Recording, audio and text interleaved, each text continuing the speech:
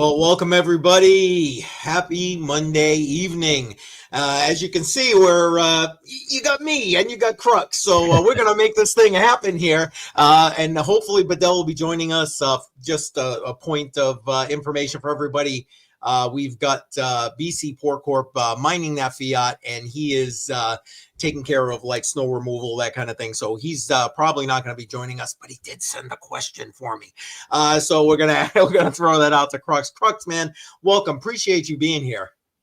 All right, yeah. Thank you for having me on your channel. It's been a while. I've been watching your content, and you know, there's not a lot of people that continue to bash people over the head about crypto. Like a lot of people, they come, they go. So to see you have years of experience in this market, you know, I'm a firm believer that there's people with experience and you need to be able to follow suit.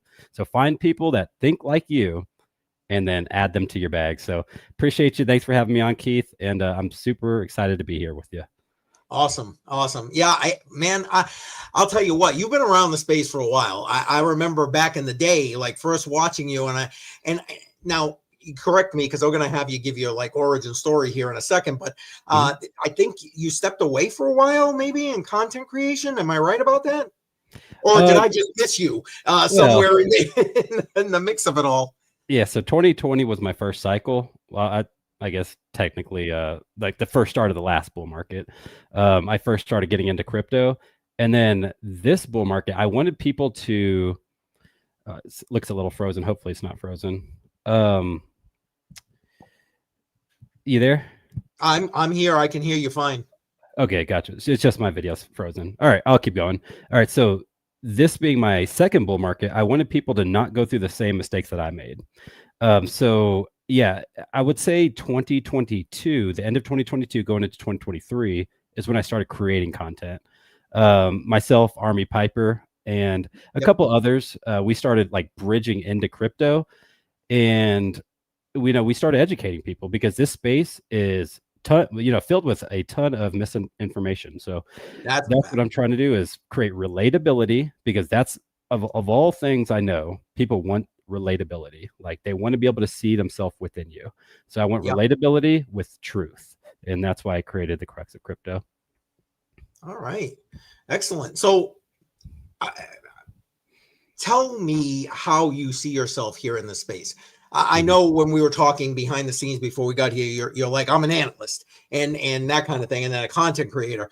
But like, it's like, what came first, the chicken or the egg? What came first in that scenario there? Right.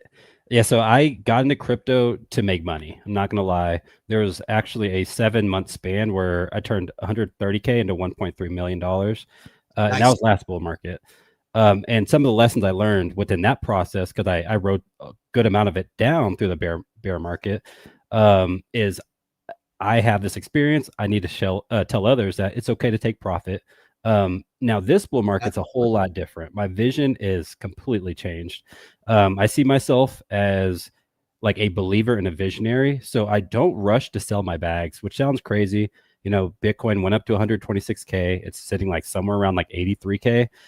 And, you know, I could have sold the top. You know, actually had a video out with over 115K telling people I'm 60% certain that we're about to go into a bear market. So I study 4-year cycles. I understand the theory, and I still did not sell. And it's because I'm a visionary. If you imagine, like, what if everybody sold Bitcoin when it went from $1 to $100? You know, the Bitcoin would have collapsed. So they need people that are willing to diamond hand these projects and invest into stuff you believe in. And that's what I'm here to do. You know, a lot of people they're suffering. These markets are pretty rough in terms of price action. I am super happy because I'm a fundamental analyst. I'm still continuing to do research on these projects. And I know like the Fusaka upgrade that comes out next month, you know, for Ethereum, all of these changes are continuing to happen, whether the price is low or high. And that's what I find my happiness in, is digital ledgers and how, you know, it's allowing the world to figure out what decentralization and anonymity allows. So I appreciate that. I love the fact that you said that, you know, you see this cycle as being different. I agree 1000%. I know there's been people even I talk with all the time who are still on the 4-year cycles, still about like things are what they are, you know, it's not going to change. I really disagree. I would love to hear you talk about that a little bit more. And before we kind of get into that, welcome, Badel. Appreciate you chiming on in here, man. How's it going? Oh, it's going. Oh, there you are. Okay, I was like, oh crap. had to do some more snow shoveling because it wasn't enough for the snow blower, but and then I was like, oh, it's the normal old link. No, it wasn't. And I'm like, 2 minutes early. No, I ended up being like 5 minutes late. That's all right. That's all right. It's cool. Well, normally it's always posted in the Discord, but I couldn't find it. And I'm like, okay. I think I posted it like way back when I first set the stream up. It's been set up for a few weeks now. So that's probably, you probably just didn't go back far enough. I was nice enough to resend it recently to Crux. I wanted to make sure he showed up. Well, good is this if he doesn't show up, right? A couple of quick shout outs and then we'll let you answer that question, what you're thinking about this cycle, Crux. For those who are just chiming in and joining in right now, welcome. Appreciate you being here.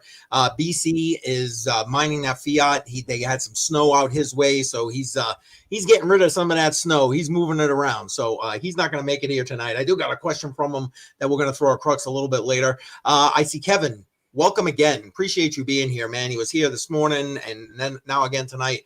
Appreciate you chiming in from Florida. Thank you very much. And Trade Intuition, of course. A bingos and a bangos in the chat if you're a channel member. All right, Crux. You're at it, brother. What do you think? Give us your take on this cycle. Dive into a little bit deeper for us.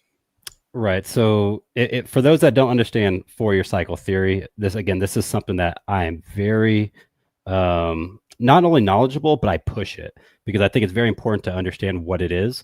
And every 4 years after Bitcoin mines 210,000 blocks, you have a process of getting half of the rewards for the same amount of energy input. So within that whole process, you have these periods where you have these bull markets and bear markets. And every bear market has been about a year long. So you're talking like 2018, 2022, possibly 2026. We'll see. And then you have these 3-year bull markets. So it's super interesting. It's crazy. To me, it seems super manipulated, but I'm just here to ride the trend until it ends. And you have what's called diminishing returns, diminishing losses. So diminishing returns would show you that like the first, because the market cap is lower, it's much easier to make the price go higher. So as Bitcoin was getting, it was in its first era from 2009 to 2013, it did multiple hundreds in X's. And then its second era from 2013 to 2017, I think it was, you had, I want to say it was like 100, something like 103x. I completely forgot. But the third era, which was the 2021 bull market, was about a 22x. And then we've been at an 8x from 15.5 all the way to 126K. So you guys know Army Piper. Him and I, we actually met at Digital Asset News, who's a big content creator on YouTube. He had a meetup here in El Paso, Texas, and I met Army Piper there. So we started actually creating content back in like 2023 when Bitcoin was close to 15.5. So we were telling people to buy at the bottom. And, so he's always going to be a brother of mine. I love Army Piper. He's dope. We told each other October, November of 2025, way back in 2023, that it was going to be the top. And it's because we understand the 4-year cycles and how it works.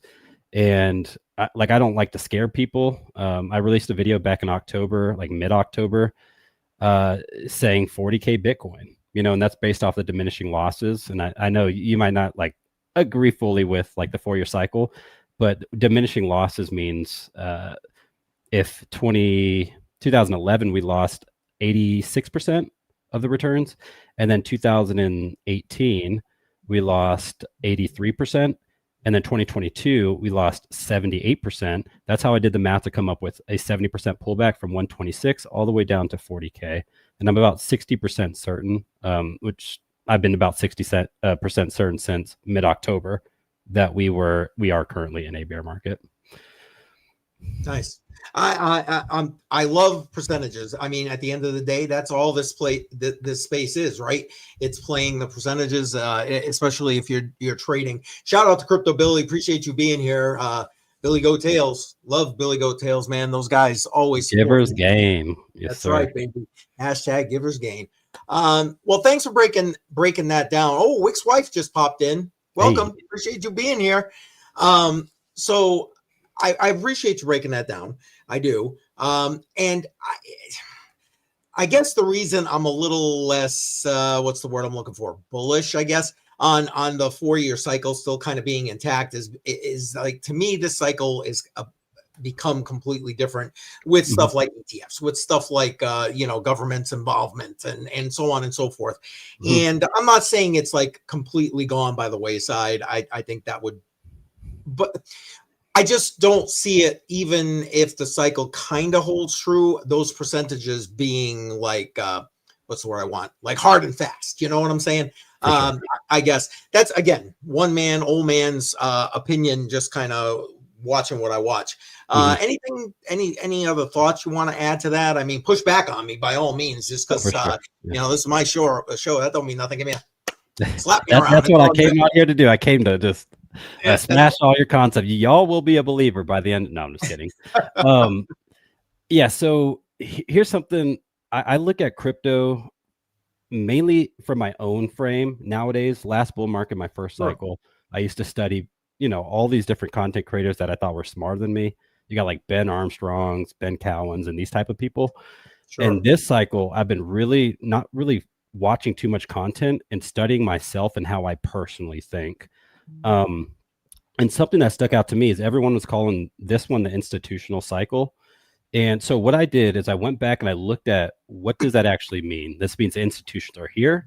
In fact, Vanguard will now allow their clients starting tomorrow to get exposure to cryptocurrency. So you have the top 5 biggest companies in the world, or institutions. It's funny because that's not how they started with that now. Right. Vanguard's the last of the top 5. They're up there with Fidelity, State Street, JP Morgan, and BlackRock's, and they all now allow people to have Bitcoin. But the biggest thing of all of this is last bull market, we didn't have ETFs, but we had trust. So if you look at like Grayscale, and we also had some treasuries. So for example, Tesla. So what I did is I looked at what was the percentage last in November 2021 of the institutions that were involved with crypto, which was about 8% at the time. And then I compared it to now. So this to me is probably the most important thing you can do is who holds Bitcoin, because whoever holds the Bitcoin controls the price. And a lot of people call this institutional adoption. I think it's the regulatory adoption phase. Because the Clarity Act, the Fit 21 Act, all these different regulations are being pushed, for stable coins and these things. But if we know the institutions now hold 18%, and that includes the governments in the world, so all the treasuries, all the hedge funds, all the governments, etc., control 18% of the supply. And if you include like the 4 million that are lost forever, the Bitcoin, you have about 65% of it still owned by retail. So this is why, I know we're getting slammed over the head. This is the institutions. The institutions are here. They own 18%, which is a 2x from November 2021 in terms of how much of the supply they own. So I think that next bull market will be our last bull market, which would be 2029. To be able to break the 4-year cycle, because if we don't, and this is going to be another long conversation, is I don't think Bitcoin's going to survive if we don't break the 4-year cycles by 2029, because 2020 or 2033 would be the next cycle. And again, it's a long conversation, but I would love to dig into that though. That'd be a hell of a conversation right there. Yeah. Well, okay, so I'll continue. Unless one of y'all want to chime in on just what I mentioned as far as 18% against 65%. So I get what you're saying, and maybe you're right. We give them a little more credit than is due, I guess, maybe. But there's still, I don't know. To me, that's still a bit of a percentage. And I'm just bringing up Joe's comment here. Excuse me. And maybe the next cycle he's saying, he's a BTC believer now. It's kind of funny because one of my questions that I did have lined up for you, are you a maxi? Are you a BTC maxi? But I think we might get into that as we dive a little deeper into what you were just saying. So maybe I'll just let you roll. All right. Yeah. So going into 2029, All right. So let's say all this plays out, what I've so far predicted. We go from 126 in October of this year to about 40K is what I've speculated after 70% pullback into October of next year. Diminishing returns would show we went from a 22x in November 2021, and then we went to an 8x this cycle from 15.5 to 126. Probably we'll see about a 4 to a 5x next bull market if we just do diminishing returns, which would bring us from 40K all the way to about 200K. And I know that sounds super bearish. Everybody wants to be 500K by 2029. Oh, yeah. $1 million Bitcoin. Yeah. Sure. So I'm just using diminishing returns, diminishing losses. Now, once we get up to 200K, you got to remember we have the halving event. So an average price of a Bitcoin currently in the world is about 70K to mine. So by 2029, it's going to be about 140K. So to me, we always have to remember with diminishing returns and diminishing losses, you're always going to have that halving event. So you have to hit a certain price and break adoption before eventually, because you can't have half the supply have every single year without the price at a minimum doubling every 4 years. Because at that point, miners are going to mine at a loss and the system breaks on itself. So the way I specifically think is in accordance with like Bitcoin's halving event, we are on a clock. And by 2029, the next halving event, we're going to have to break it, because going into 2033, we might see the 2x, maybe with diminishing returns from like a 4 to 5x next cycle. But yeah, we have to break this thing because at that point, the halving's going to overload the diminishing. I get your thought process, but like now unless I'm missing it in between the lines that you're saying here, it doesn't sound like you're taking into account technological evolution that would, in theory, make it not easier, more efficient to mine Bitcoin. Am I missing that, or? No, that's fair. The number one variable rather, whenever you're mining Bitcoin is clearly the energy cost. The hardware, it could be fairly expensive, whatever, ASIC miners. Energy within the next decade, I think we're going to be at a completely different place. And I think that's going to be the best argument best rebuttal for this argument. But something very interesting to consider is, according to Moore's law, double the transistors within GPUs happens every 2 years, if I'm not mistaken, which is why I personally think Satoshi chose 4 years for this having. And it's funny you just mentioned Moore's law, because his Crypto Billy actually bringing that question up. I don't know if you want to re-answer or answer this more directly or whatever.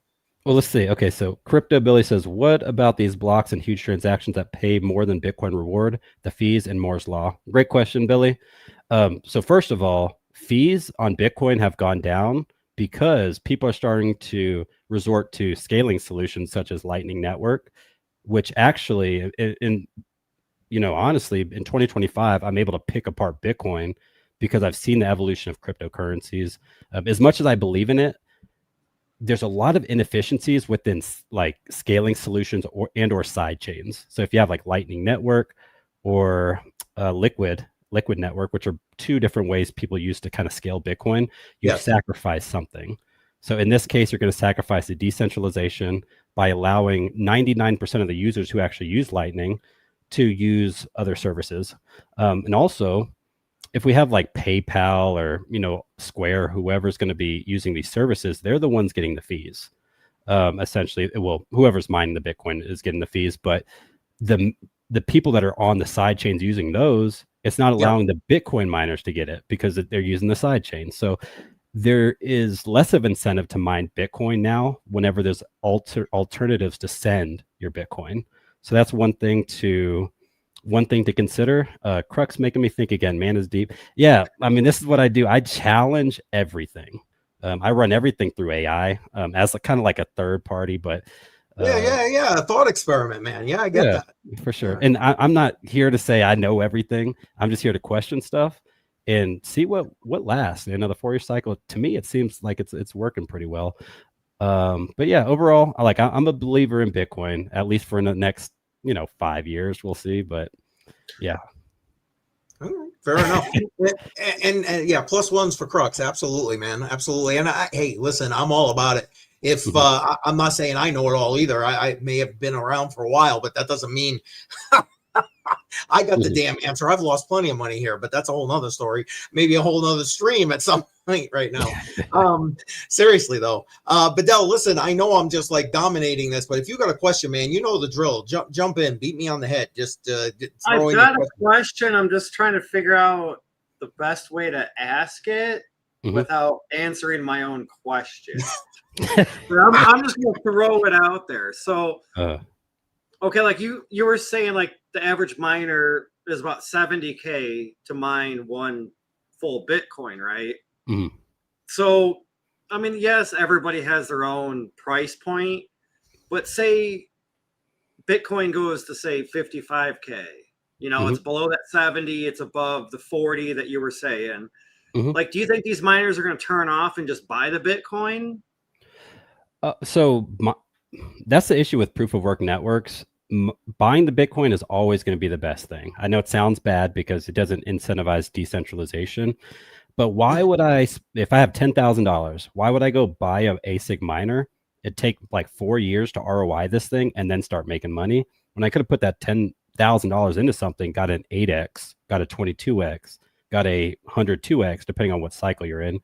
Like, the issue with proof of work, which is why I do like proof of stake in a lot of cases, depending on your use case. Proof of stake, like Cardano, for example, I can go buy Cardano, I can stake it, and I can also get the appreciating asset price of my Cardano. So that's the issue, is like proof of work networks is, you know, in terms of who's going to be mining. But try to remember your question again. I probably ventured off. No, it was more or less about like the value of the price of Bitcoin versus mining it, because it's these newer machines. I mean, you're talking $8,000-$10,000 for the top of the line machine, plus you got to pay power.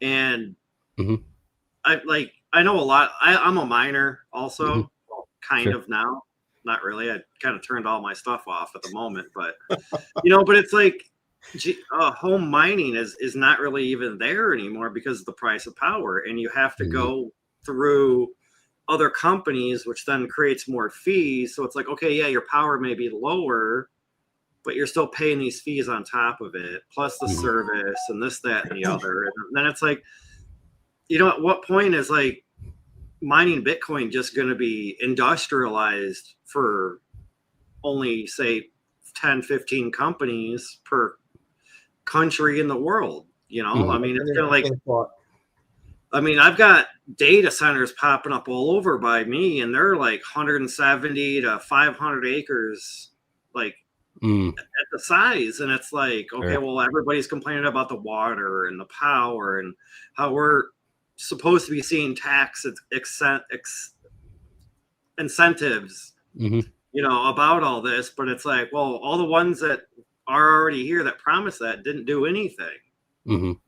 Yeah, except for just raise our taxes, raise our electric bill, raise our water bill, and it's like everything just keeps going up. But it's like, sorry, it's kind of a little bit of a tangent there, but it's like, I just feel like, say in 3 years, the top of the line Bitcoin miner is going to be 15,000. You know, it could be more, and it's going to need a 480 volt or 600 volt 3-phase power that nobody's going to pay to have that installed at their house. Right.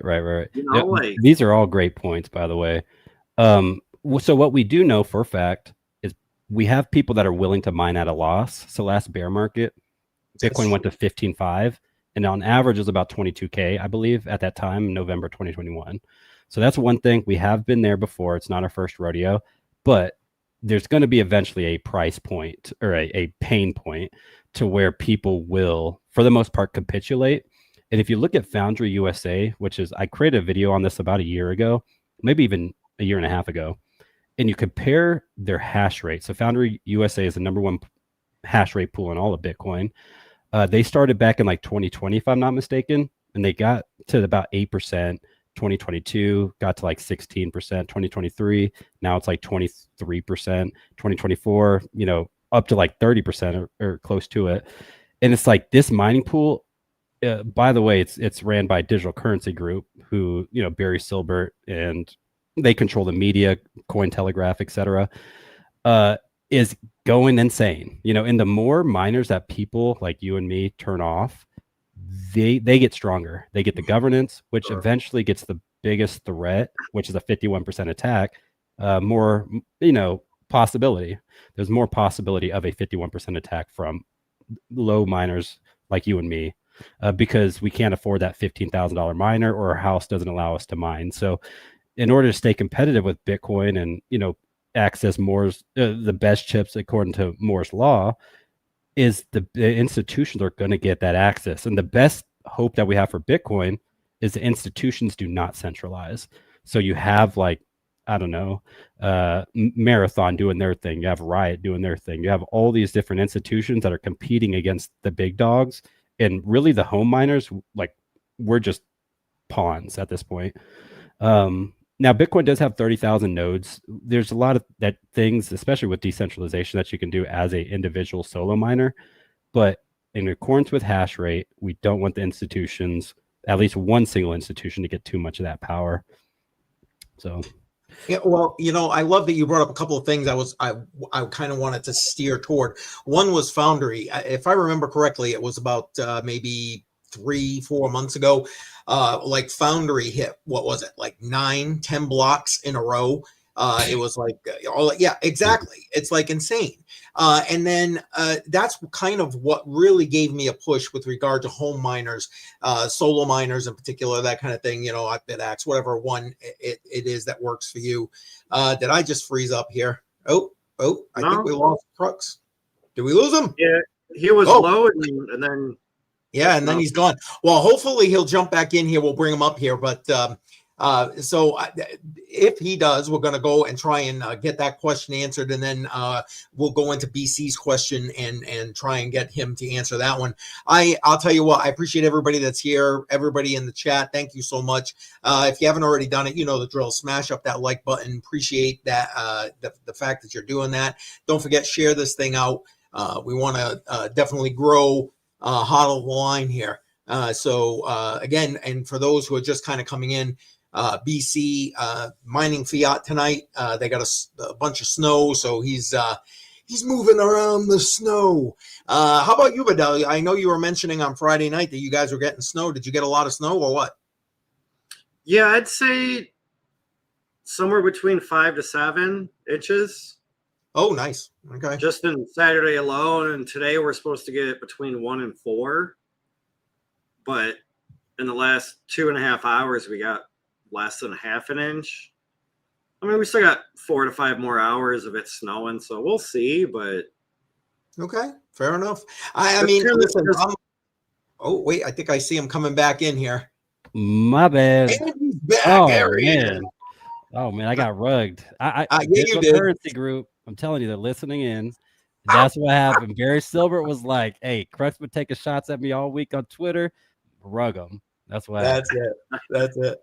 Well, listen, we'll get right back on track because I know you and I have kind of a hard deadline tonight. But so I was saying about Foundry hitting all those blocks in a row. It's kind of what threw me headlong into really promoting stuff like whether it's BitAxe, whatever, that doesn't matter. But the solo mining home thing, because it's relatively inexpensive to kind of get in the game, if you would, and to power costs, et cetera, et cetera. Tell me a little bit about how you think that currently, the status of that currently is, and with what you were just discussing, how you see that playing into the future of fair enough.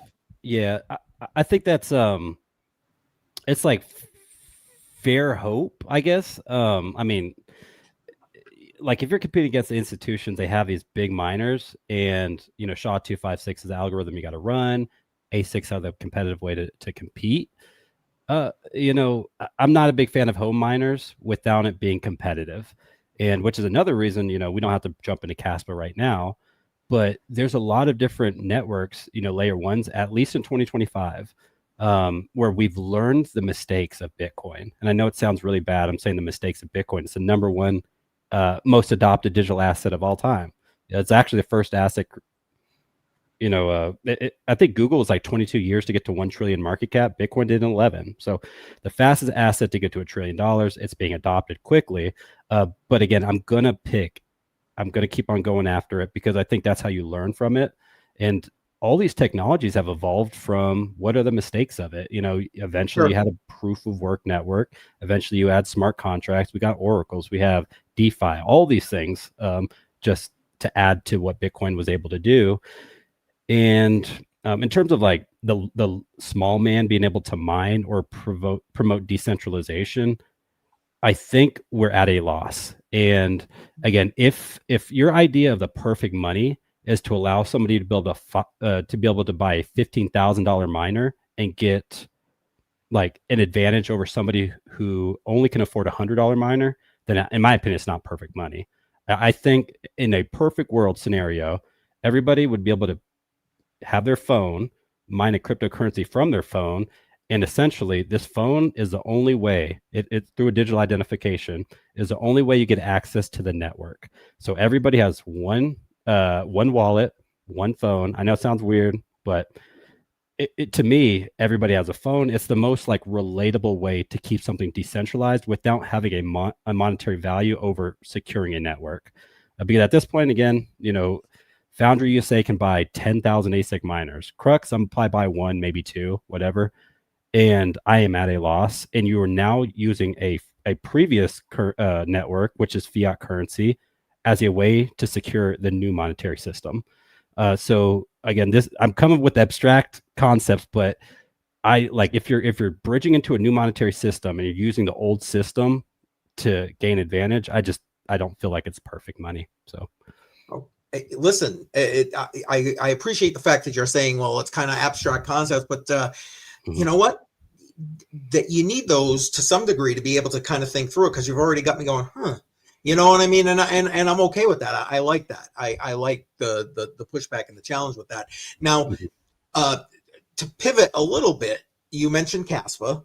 And I want to put out BC's question at this point, so everybody knows where we're at.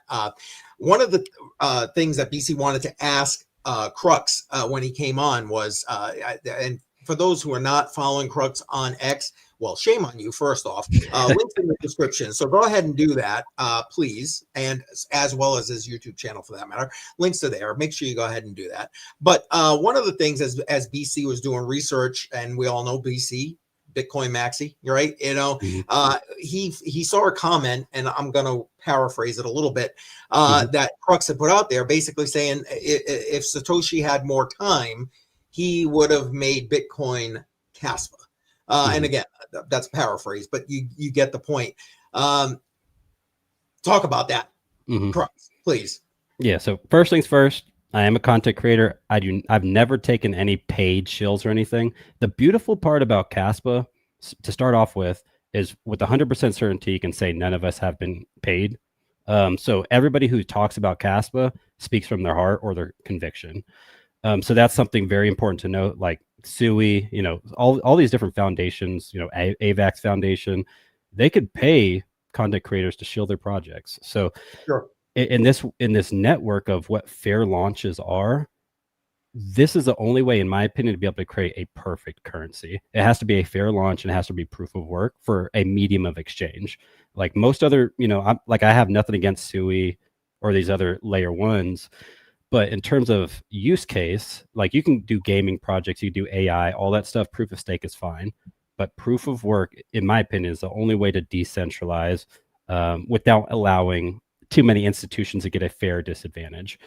And at first, I do consider Bitcoin fair launched, mainly because at that point, not many people knew about it. And then Satoshi is the only person who has at around like 1 million Bitcoin, maybe a little bit more. And he doesn't even access those funds. But in terms of what Kaspa is, so you have this proof of work network. It was fair launch, as fair as you can possibly get it. Nobody has too much control of the supply. And then also we've allowed Bitcoin to pave the way to allow people to understand what is cryptocurrency.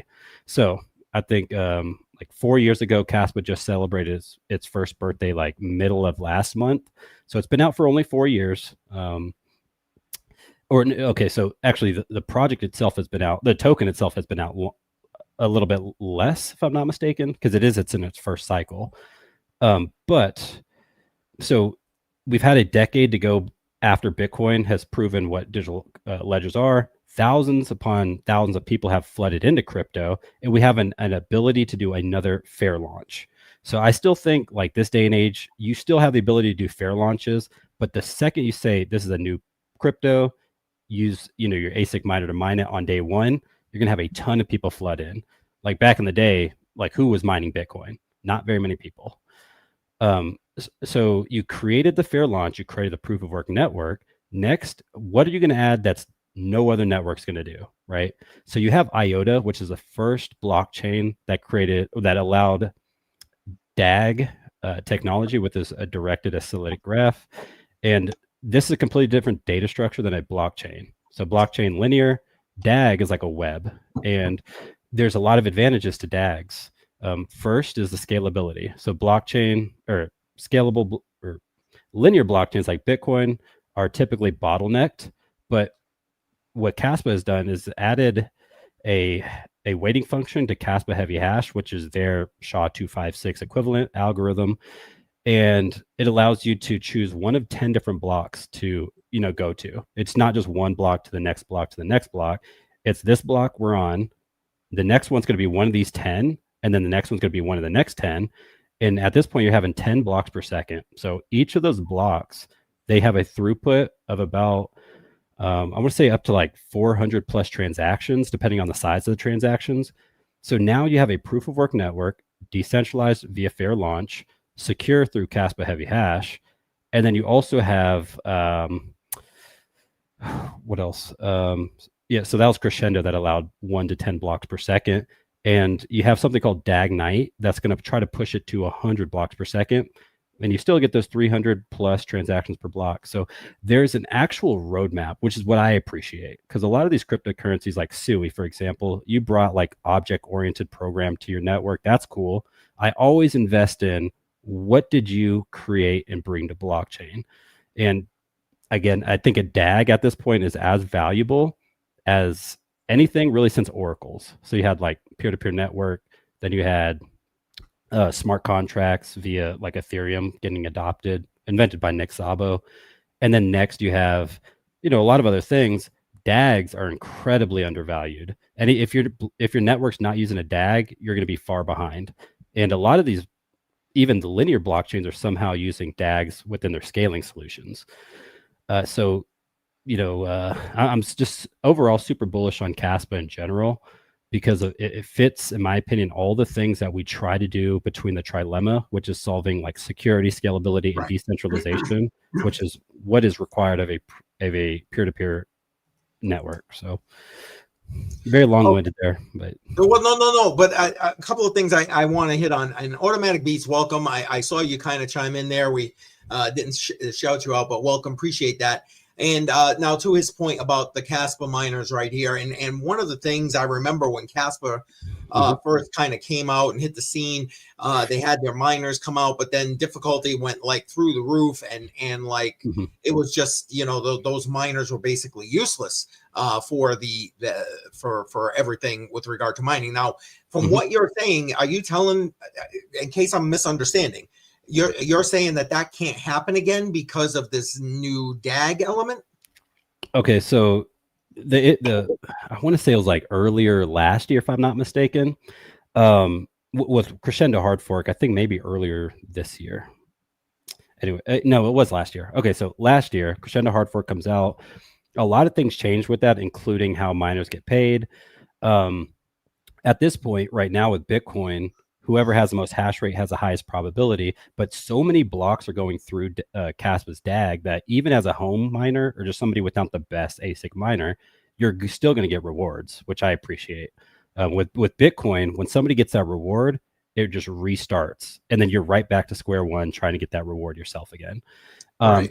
And I would much rather just like, at least be competitive and at least getting some rewards, as long as, because there's a possibility you get no rewards with Bitcoin and you've been mining for a long time. So I like Kaspa a little bit more in terms of like its emissions. Now it's untested. Every year it has a halving event. So by like 2037 or something, 100% of the supply is out there. That's way different than Bitcoin. Bitcoin goes into like 2130, I don't know. And yeah, so the emissions if anything kills Kaspa, it would be the emissions, because who wants to go and buy a miner, and every year, you only get half the rewards with that miner, so that's something else to consider. And that's why, like, if you don't have the best miner in Kaspa, there is going to be less of an advantage. So that's very important to note. And just automatic, yeah, you're right. There's no rewards if you're solo mining, which is part of why BC and I kind of went back and forth about the whole solo mining Bitcoin kind of thing. And he's not a fan. He's like, I'd rather just pay somebody to do it or whatever. You know what I'm saying? And Crypto Jar in the house. Appreciate you being here. Now, listen, talk about Kaspa maxi kind of thing. The only one he's probably a bigger maxi on is Solana, but that's a whole different issue for another another stream. Appreciate you being here, but I kind of get what you're saying. I don't know. Maybe I'm just not quite wrapping my entire head around the whole thing here. I still feel like we're I almost feel like saying, so okay, I still don't get the point. I'm sorry. I'm not trying to be.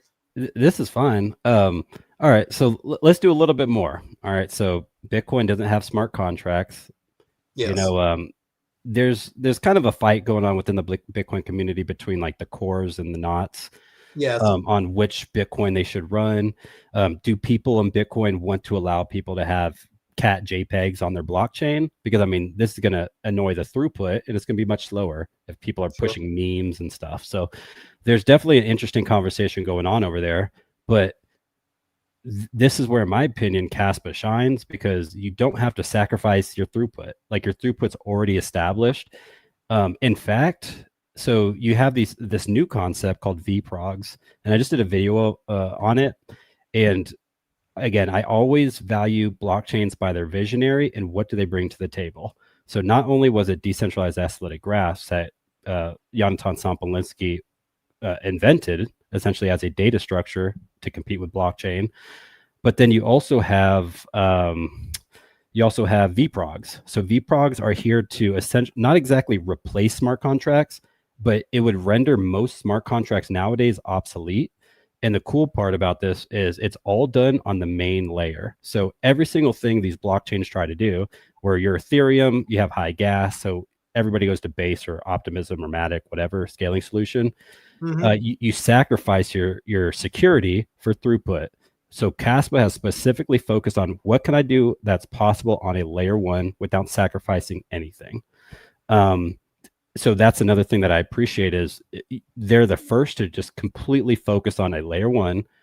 You got your DAG, you have vProgs, which I'm sure a lot of these other blockchains are going to try to steal vProgs, and it's an interesting concept, because what vProgs is doing, it's allowing a lot of the throughput to happen off chain, and then it settles on chain, kind of similar to a L2 or something like maybe Hydra, which happens on Cardano's blockchain. So it's a very interesting take. And also they're taking the best from everything that works as well. So you took the proof of work network, you took the smart contracts, you took all these things that have worked in other blockchains. Shielding will be added to their vProg network, which means your layer one's going to have everything that Zcash has. So all of the blockchains that have done something successful, Kaspa has just taken it, and it's also added its own flavor to it. And I'm not exactly trying to sell it to you. I'm just speaking on behalf of somebody who looks. You can look at my channel. I do deep dives on like everything. I've done like over 25 different projects, probably 50 different projects actually, and this is the one that sticks out to me more than any of them. No, fair enough. A couple of things with that, and I just love Andy's comment. And Andy, welcome. Appreciate you being here, by the way, saying adoption is going to kill Kaspa. But to, I guess, a piece of that end potentially, it's okay. They're adopting all these different things that work, as you put it, from these other blockchains. But what does that do for interoperability? It seems like they're just trying to build on their own and have their own silo, for lack of, Let me tell you why that's a good thing. So you had Ethereum back in November 2021. It hits about $4,800 if I'm not mistaken. All right, Ethereum hits 4,800. We go through a bear market. Ethereum gets back to about 4,900. So technically, I think this cycle we hit a new all-time high. But the only reason it didn't get the 8x from the bear market low to the cycle high like Bitcoin did was because competition. So scaling solution after scaling solution. Last bull market, we had Matic. Matic did very well. This bull market, we have Arbitrum, Matic, Optimism, everything. And what happens is instead of people using the Ethereum network, they go and use the scaling solutions. So this bottlenecks the activity on Ethereum. This takes away from the miners. It used to be proof of work. Now it's proof of stake. And then it's like not a virus, but like a parasite. I hate to say the word, but Base, they're going to be dropping a scaling solution next year. All of these scaling solutions are taken away from Ethereum's market cap. So I want to see scaling solutions exist for L2s, such as like an Arbitrum, but you don't need your own native token. So up until this point, Base Network, you're able to settle your transactions in like USDC or most ERC20 tokens, which all of the scaling solutions should be like that. If any of the scaling solutions are choosing a different path to having their own token, I think it's completely self-induced and it's for profit. So I'd rather see these networks help Ethereum as opposed to take away from them. And with VProgs, the cool part about this is if you run like an application on Kaspa, all of it goes through the Kas token. So instead of like, you'll have individual tokens, but instead of like Aave getting all of the profits, some of that goes into the Kaspa native token, which is very interesting. And it's a concept, again, it hasn't been really tested yet, but I appreciate, the developers doing it. And one last thing to note kind of on this topic, I know it sounds like weird. As a fundamental analyst, I don't really care much about the price. I seen this thing go from like a cent all the way up to 22 cents and then retrace a good amount. And then in terms of like price, the best, I think, thing that you have is like, well, what about mining, right? Like if I'm going to mine, if I'm put electricity and hardware into something, I need to get a profit. I'm actually, again, anti like profit for mining. So that sounds weird too. But if I believe in this network, why do I need a profit from it? Why should I not be paying, $30 a month to keep this network alive? Because I actually care about it. And that means I get the governing rights. So right now what happens is all these people with this money, they get the governing rights and then they also profit. So I think you should be able to, I personally don't think you should be profiting a lot of money while you have governing rights of an ecosystem you personally believe in. So yeah. Yeah, I'm with you on that. I mean, I'm one of those oddballs that used to mine Bitcoin at a loss. So I get that. You know what I mean? Because again, it was about the network, not about the profit at the time. I mean, don't get me wrong. I have a long-term vision with regard to that. So whatever that is. Now, let me ask you this, and then there's a couple. JR, I see you. Welcome. What is their timeline for all this? This sounds like a bunch of great stuff, but good Lord, man. What's the timeline? Yeah, that's awesome because they've been very transparent about what happens next. So as far as Igra Labs is when smart contracts come, and that's going to be like the temporary placeholder until VProgs are established. Okay. Because smart contracts, they're not going to get replaced again. It's just at this point you're found the next step of what digital ledgers are capable of doing. Smart contracts require you to be on chain. VProgs allowing you to do off chain. But you still get the same programmability in your networks without sacrificing like your sovereign capabilities.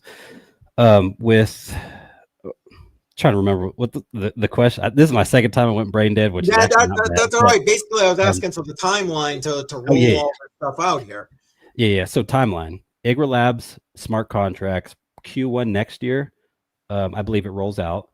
Okay. And this will actually be the second. So Casplex has already kind of rolled out smart contracts.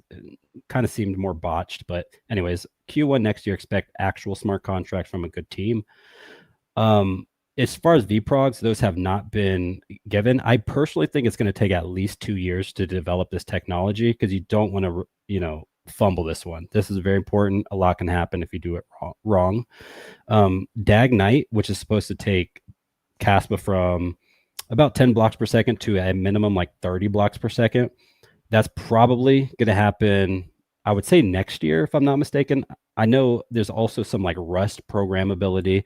And so they're rewriting like Golang, which is like the base programming language, to Rust, which is what Solana is written off of. It's just a more scalable network specifically meant for smart contract. So Kaspa, I would say by the next bull market, we'll have for the first time. I mean, it's already for the first time ever in a lot of things, proof of work. And fun fact, they have held the most transactions within a single 24-hour period. They just dethroned Bitcoin Satoshi Vision for this one, and also Bitcoin Satoshi Vision, it was done through like spam. Kaspa, these weren't real transactions, so I'm not going to get it twisted. These were like little test transactions with very little data size. But I think it did like 1.4 million transactions, which is more than any network, including Solana, in a single 24-hour period. And it did it from a proof of work network, which is unheard of. So going into what the next steps are without sacrificing all of the tenets that it's built on, I'm thinking by the next bull market, you would have a proof of work network that's able to push at a minimum 30 to 32 blocks per second, which then you would just, multiply that by 300 to 400 transactions. And that's how you get your TPS throughput. And now we have something that's competitive with Visa. So Visa is doing 30K TPS. That is the big dog. All the cryptocurrencies are competing against Visa. And technically, we don't have to exactly match them, but we got to get close.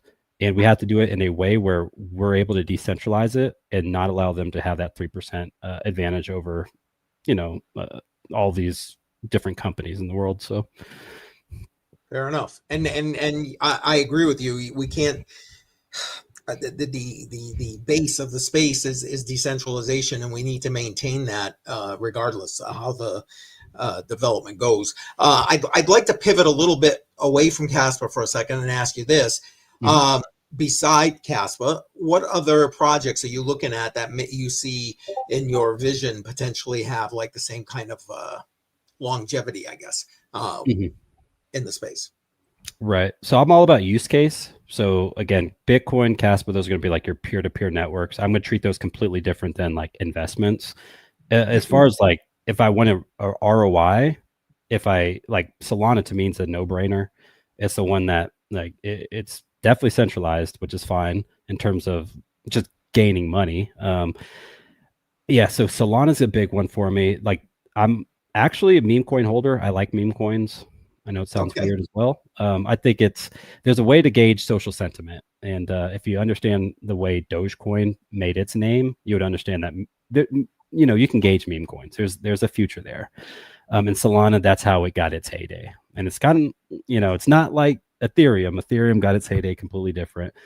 I think Ethereum has the first mover advantage for smart contracts. But again, you also have the biggest apps in almost any use case built on Ethereum. So you have like the biggest DeFi play in Aave, or you have the biggest decentralized exchange in Uniswap, which was first created on the Ethereum network. So I think what people try to do is, we missed Bitcoin, we missed Ethereum, we missed Solana. I got Sui this bull market. That was my big winner. How do I get ahead of this to get the next big winner?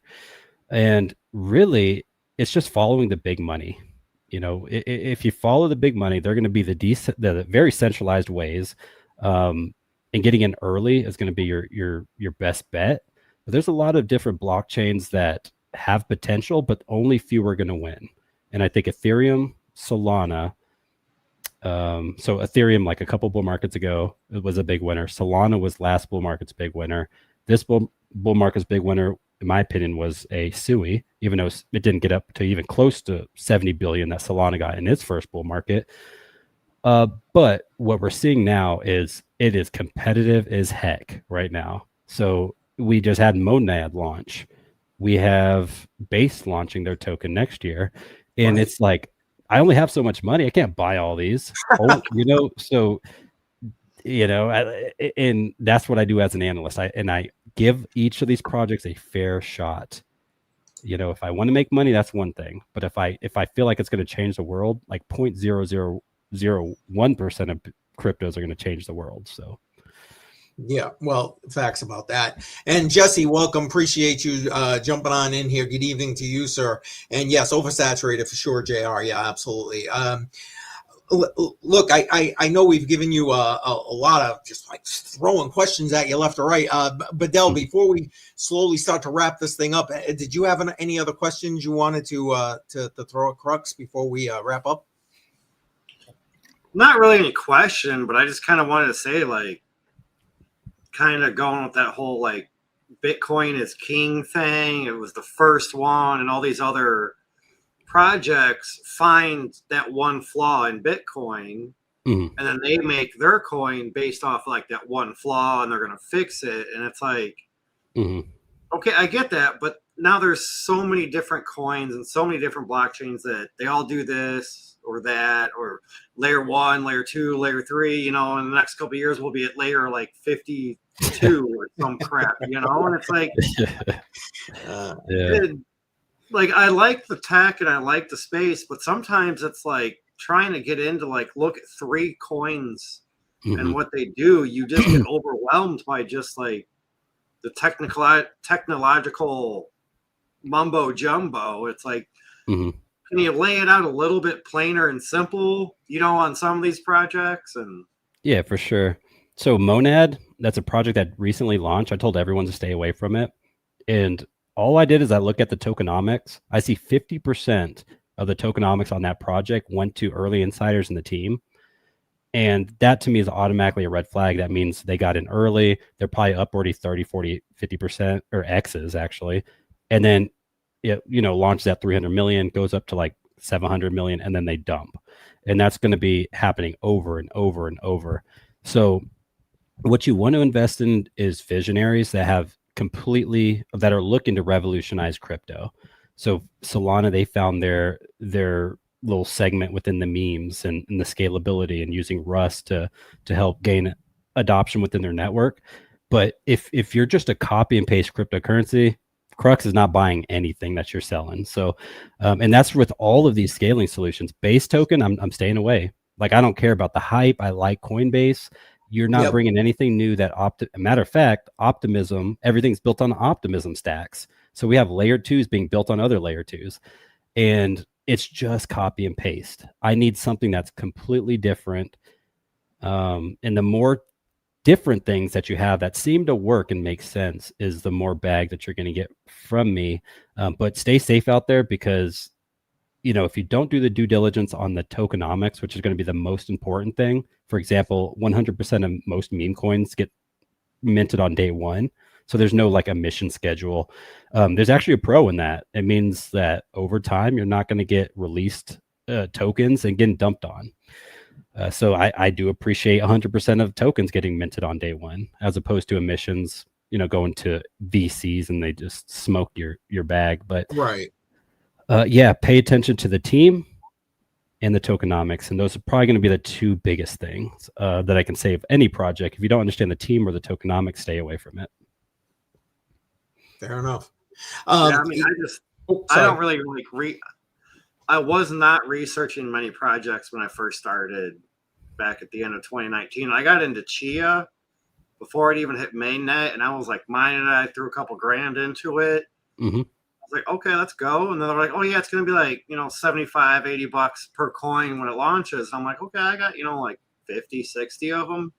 No, it launched and it was like $750, $800 a coin. And I'm like, sell half instantly. Like, right. Yeah. Right. Take my ROI plus some money off the top and just throw that in my wallet. And then I sat on it and I was like, just selling it on the way down. And I'm like, no, all right. It hit like $30 for like 6 months. I was like, you know what? I'm done. Like, I'm out. There you go. Yeah. Hey, Army Piper in the house. Appreciate you being here, bro. We talked about you earlier, Piper. Yes, we did. Yeah, we Yes, talked sir. about our story that, getting into crypto content creating and such. So definitely good to see you, brother. Yeah. So with, what was it? I know I had a point that I want to talk about with that. Oh yeah. So for any network to survive, you're going to have a cult-like community. That's a fact. And you can see it in Kaspa.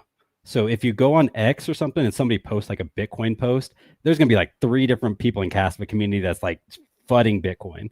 It very much is like an XRP cult-like community. But which is very, I will admit that's pretty negative in terms of social dynamics. But then you also have people that are willing to hold this thing to zero. And that's what it takes for projects to actually thrive. So again, I don't look solely at price action, which I think a lot of people in crypto, they're so focused on the price of this asset. They see it down 80%, but then they forget Bitcoin went down 80 something percent in its first era. So there's proof that it's not going to rug if you just continue to hodl some of these things. But if you don't choose the right play, and I'm talking 0.0001%, you will probably be a bag holder and never make money from crypto. So be very selective on the currencies you have. Most people should probably have at most 10 different cryptos. I'm talking like XRP, Solana, Bitcoin, Ethereum, hell, Dogecoin. I like Dogecoin. I have like 75 cryptos because, again, I deep dive. This is my job. And I also have pretty good conviction in a lot of these different plays. And I will admit, most of these that I hold are going to go to zero. So that's, we say it as entertainers, like whatever you're holding, expect it to go to zero. And that's how you mentally like cope or whatever. But that's like, I've already ingrained that in my head. Like if I bought some PopCat, which that's one of those 75 tokens, I expect that to go to zero. I'm not going to expect I put a little bit in there, by the way. But something like Kaspa is going to have a little bit more in my portfolio because I see they're actually building something. Yeah. Yeah. I mean, you got to have, if you're going to be holding long term, my whole philosophy, I'm a DCA hodl kind of guy, is I got to have faith in the project. I know there are people who just don't even want to hear altcoin right now. And I'm okay with that. I mean, literally, I'm good with that. But like, I'm trying to also think, long term with regard to that. So I am not necessarily as averse to altcoins, but I am, I try to be somewhat selective with the altcoin process. We started this out talking about a bunch of different things. One of the items that we mentioned, I'm trying to bring this thing full circle back here as we wrap up, Crux, was about the need for good information here in this space. And part of what I've been trying to do, and matter of fact, starting in January 1, I'm launching an entirely new series to try to increase what I'm doing with this, is to educate people, especially for people who are new, kind of coming in, don't know crypto, first time, what is this stupid Bitcoin thing?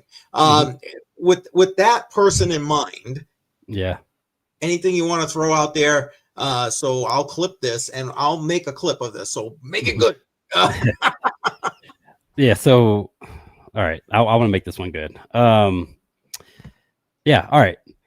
So first things first, as you're getting into crypto, you're going to find people that are smarter than you, and don't feel like you are alone, because whenever you're into something new, especially digital assets and a whole different asset class, you have people that have confidence, they have exposure, they have experience, and they're going to speak so, like, you're going to want to buy into their vision. I would say find people that are relatable more than anything. Relatability is incredibly important in the space. And once you can see yourself in that person, then start really focusing on what they're saying. Are they a trader, or are they a fundamental analyst, or are they both? And I think that's very important, because some people are here to make money. Other people are here to change the world. And I'm on this part. So I'm not really, I'm not really here to make money. That's like a byproduct of what I want to do with crypto. But find people that are smarter than you. Find about 8 people and continuously focus on that content. And then, of course, someone like myself, I'm going to focus mainly on like crypto fundamentals and these things. Other people are going to focus on price action and trading. grab, a bunch of each people, and then macroeconomic conditions. You see Army Piper in chat. He's very good at breaking down the macroeconomic conditions, what's happening in, I don't know, Iran or these different things, because it all affects the market. So Yes. if there's anything I wanted to tell the newcomer here, find people that are relatable, and then find people you trust, and then find people that are smart, and you will do well in the space. Facts. Now, you mentioned Army Piper, and I agree. Links to Army Piper and his Piper Academy always. Every video, every live stream. I agree. One of the communities. Billy Goat Tales, we were shouting them out a little bit earlier. Crypto Billy, Giver's Game, baby. Another great community. Anyone else you'd like to shout out with regard to that as we move new people into the space? Yeah, so as I transition into creating content, we kind of get this group called Investing Bros, which is like the logo you see here. Okay. Just HODL it. And this was with Tim Warren. This was with Taylor Shrum. And we still create content nowadays. So Tim's very good with the technicals. T-Shroom's very good with the macroeconomic conditions. And then I'm very good with the fundamentals. So these are 3 people that you could add to your bag of just people that you watch. And then also some other people. So Benjamin Cowan, I know I give him a lot of like slack on X. He's really good with the macroeconomic conditions and just charting in general. I think he would be a very good voice to listen to. And I think Anthony Pompliano is another good one. Yeah, I like Pomp. Yeah. And I would say be very careful with using views as your number one like source of finding people, because Alex Becker, for example, and a lot of these other people that just like shield tokens, and I'm not accusing them of getting paid, but if you're listening to somebody that gets paid by these projects, and be very hesitant to listen to what they have to say about it, because there's going to be a biased take on it. So just be upfront about it. If you're going to do it, if you're going to take, I don't know, if Dot comes up to you and says, I'll pay $2,000 to talk about my project. I'm not saying it's a bad thing. I have never done it, but be very careful, because it's going to be a biased take.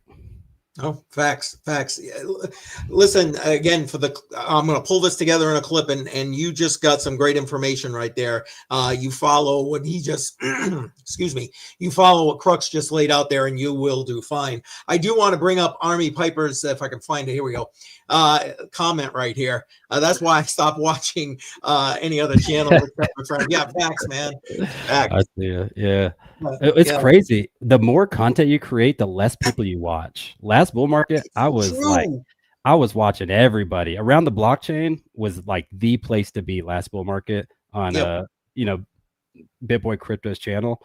And you just get exposure to so many different takes. And at this point, I'm like, I watch a couple people, and then I will say this though. You see thumbnails, you see posts on X and stuff. And we most of the time don't really watch the content, so we only see like the clickbaity part. And that's one thing like I try to do my best on, is not judging people based off the stuff that would be clickbaity, because I'm not gonna lie, I clickbait. I mean, that's part of just getting people to join your right, your video, and then you give them the real message that you want to present. It's kind of like I don't lie on purpose, I'll say that, but I will do so. For example, like MicroStrategy, I just created a thumbnail that says hard facts ... because I know I feel like we're in a bear market right now, and this story is about to get beat to a pulp. Like, when are they going to get liquidated? What's going to happen? Just like last bear market, it happened. So I'm clickbaiting it like hard facts. Like, it's not saying it's bullish or bearish. It's me going into the deep dive of probably one of the biggest catalysts that could send Bitcoin much lower, is the collapse of MicroStrategy. So I do what I can do to get people to watch my content, and I deliver the real news through that message. Inside. So. Yeah, no, I get that. We all play that game to some degree. And Piper, I see you asking me to go find that. I'm having difficulty finding the other one. I apologize. Yeah, it's about plates of food for the dog or cat. I did see that. The one that the animal picks. Let me see if I can find it real quick. Here it is. Like the whole clickbait titles. Like, okay, you know, like you say that ... but you're not. You say that's clickbait, but I mean, there's so much worse clickbait out there. Heck to the yeah. Heck to the yeah. I would say the most clickbaity thing that I did that was wrong was, and I'm not going to do this again. I learned my lesson. I threw a $3 like Kaspa price prediction out there. Now I honestly thought Kaspa was going to go to $3, so that's on me. That's entertainment. We're not financial advisors. I don't want to mislead people. So I threw a first like little, you know, hard facts, you know, that's not too clickbaity. I've done it before, I will say, and I've made a mistake. But you got to learn from it, you know, and just don't do it to a point where like you're lying. And I'm exactly. And you got to be given the real, as they say, right? The real inside of the information you're dosing out there. So, okay, guys, listen, we're getting to that point. I know for me, man, my back's against the wall on time here, so I apologize. Badel, anything you want to throw in here before we wrap this up for tonight? No, it was a good show. Thanks for joining, Crux, and nice to meet you. And hopefully we can have you back on again. I was just going to say that. Hopefully we'll be able to get Crux back in here again when we get into the new year. Crux, really appreciate you being here tonight, man. Thank you so much. You have given me some food for thought, so I appreciate that. Yeah, that's my idea. Is I create content. I've, you know, started live streaming a couple months ago, and now it's my time to start jumping around crypto YouTube. And eventually I'm gonna get on the Paul Barons. I'm gonna get on all the big networks, and I will always remember you guys. I was gonna say, leave us little. I will always remember, you know, like crypto is like, I'm so devoted to this thing. You know, as prices go lower, I'm writing a script right now about the top 5 December picks. You know, and I'm happy. You know, Fusaka upgrade again launches next month. These are things I'm happy about. And a lot of people are they just look at the charts, they refresh, and their dopamine is getting smoked right now. And until you make it until you turn into a visionary, something that you actually believe in, you're probably not going to be the best at what you do. And I'm trying to be the best at what I do. So crypto YouTube, I'm here, and you know, make sure to follow me if you haven't. You know, my channel is growing, so I appreciate you guys giving me the opportunity to come out here and talk to a couple of new faces. So yeah, no, facts. And again, links beside Jesse, awesome moderator here, putting that already in the chat. It's also in the description, especially if you're watching this on the replay. All of his Crux's connections are in the description. Okay, we're gonna wrap this thing up. Crux, thank you again, much appreciated. Thank you very much for being here tonight, man. And guys, don't forget, next Monday night, we're back, BC, Badel, and I, for HODL the Line, 7 p.m. on Monday. And shameless plug for me, don't forget, join myself and Crypto Jar tomorrow night, 6 p.m. Eastern Time, for the Matrix Money Podcast. All right, guys, we're heading out. I appreciate everybody being here, and we'll see you again next week. Take care, everybody. Bye.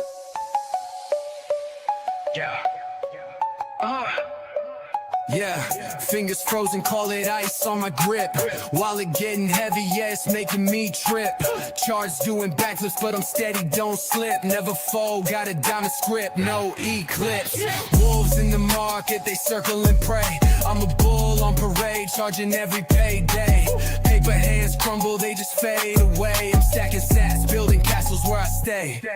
Diamond hands, I ain't letting it go. Stacking up, yeah, I'm watching it grow.